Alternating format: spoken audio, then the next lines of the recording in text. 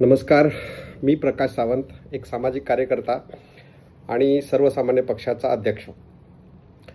आज मी तुमच्यापुढे लाईव्ह येण्याचं एक महत्त्वाचं कारण असं आहे की मी आज तुम्हाला हे एक महाराष्ट्रामध्ये थोडं राजकीय नेत्यांना किंवा सर्वसामान्य व्यक्तींना, या छोट्या व्यक्तीपासून अगदी मोठ्या व्यक्तीपर्यंत एक छोटंसं नाव, थोडंसं त्यांच्यामध्ये एक कन्फ्युजन, म्हणजे काही क्वेश्चन मार्क त्यांच्या मनामध्ये निर्माण करताना दिसत आहे.